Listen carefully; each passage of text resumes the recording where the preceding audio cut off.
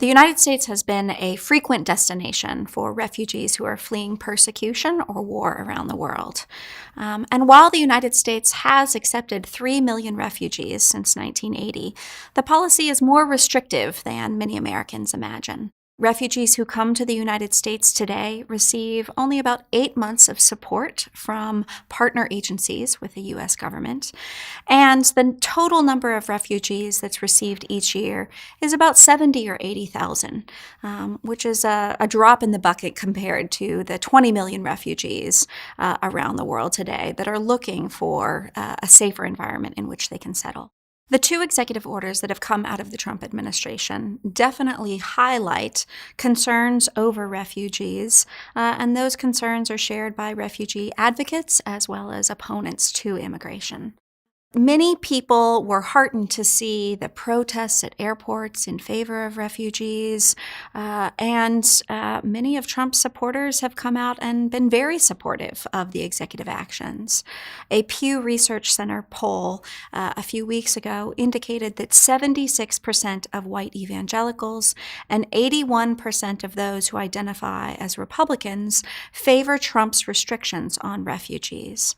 Meanwhile, organizations like the ACLU received $24 million in donations in the 2 days after Trump's first executive order, and they said that they got something like 200,000 new members in those 2 days. So there's mobilization on both sides. Unfortunately, in terms of the global refugee crisis that exists today, the executive orders of the Trump administration really couldn't come at a worse time.